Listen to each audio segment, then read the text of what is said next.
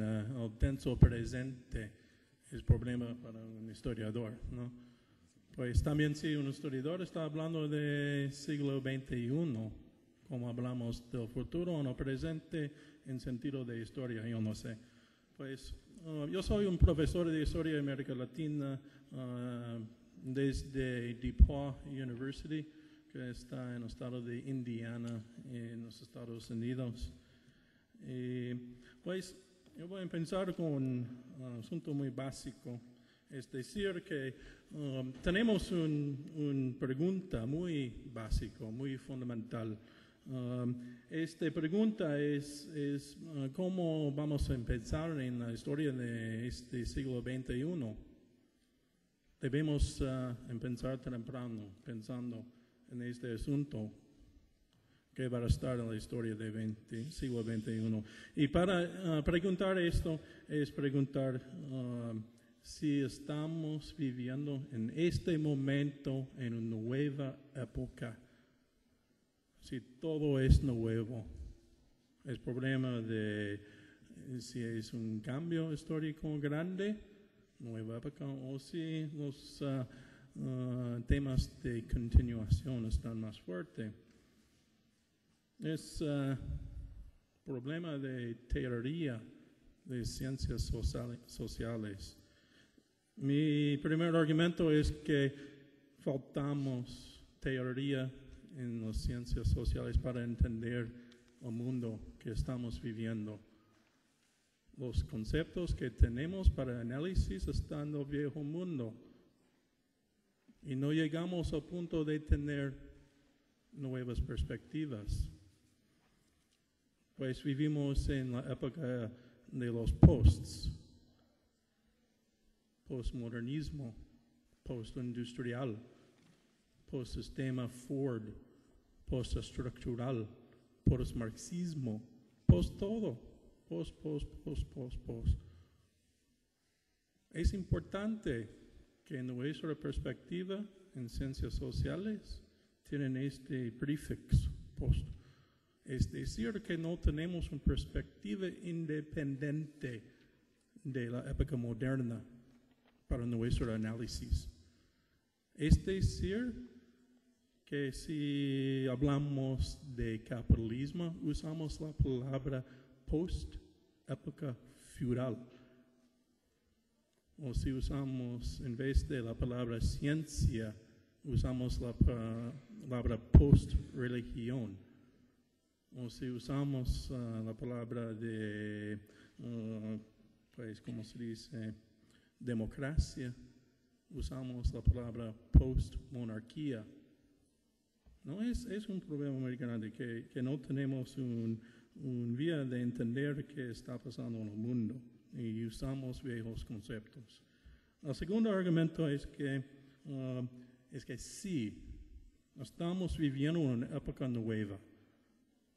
Es verdad. Y el segundo punto en ese argumento es que no entendemos. Tenemos una perspectiva imperfecta de esta nueva época. A ver, vivimos en un mundo donde cada 4 segundos, alguien se murió de hambre. Pues, es decir, en 15 minutos, 225 personas murieron de hambre. Es decir, en 2 horas, 1,800 personas van a morir. Cuando estamos aquí con este placer de hablar sobre estos asuntos muy importantes, están muriendo cada 4 segundos personas. Eso es el nuevo mundo. Esta realidad. No entendemos qué es esta realidad. Especialmente nosotros, hombres blancos, aquí en la mesa, estamos 1% muy pequeño del mundo. No tenemos la perspectiva de gente que está muriendo de hambre cada 4 segundos. Es decir, 21,000 personas por día están muriendo de hambre. Es increíble esa estadística, ¿no? Es decir, que la realidad humana, esas estadísticas, demanda que nosotros reconocemos que estamos en crisis. El mundo está en crisis. Y esta crisis va a estar la historia del siglo XXI. Muy básico. Y esto es el cambio, el nivel de crisis mundial. El nivel, ¿no? Eso es que es nuevo. La crisis, ¿y qué es nuevo? Es que no es posible que nosotros continuamos con nuestra vida. Es imposible. Si continuamos viviendo como estamos viviendo, este número de una persona 4 segundos para incrementar cada día está creciendo. Es decir, quizás hay una metáfora para esto, que hay un tren, un ferrocarril, un tren, que está pasando por una línea, y esta línea pasa directamente a montaña. Y pasan todos los, ¿cómo se dice? Switch para cambiar de dirección. Pasamos todos. No hay más. Pues el debate no es si podemos tomar una otra vía. Eso no es el debate. Eso es que es nuevo. Esta posibilidad de tomar otra vía fue el pasado. Nuestra época es la época que estamos en esta dirección y no podemos cambiarlo. Y vamos a tener un impacto con la montaña, ¿no? Y el asunto del siglo XXI es qué hacemos cuando tenemos este momento de contacto. Mi tercer argumento es que estamos viviendo en este momento de contacto con la montaña. Es decir, estamos en los primeros pasos del catástrofe muy grande, una catástrofe mundial. Cuando se cayó los sistemas complejos que tenemos en el mundo, es el sentido de la crisis.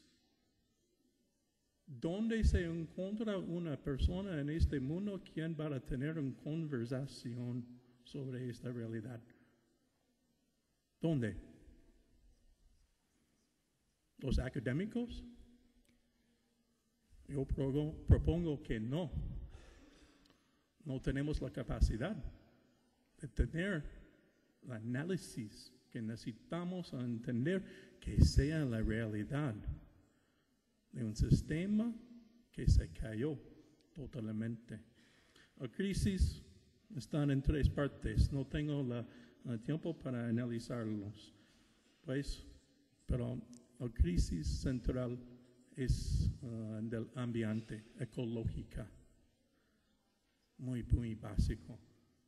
Un incremento de población. Cuando llegamos a tener 9,000 millones de personas en el mundo, el impacto ecológico va a estar muy grande, especialmente en el asunto de agua, la cosa más básica, ¿no? Vamos a tener más conflicto mundial sobre recursos, en particular sobre agua, y va a incrementar la crisis humana en Asia, África y América Latina. ¿Y qué va a pasar con nosotros en el norte?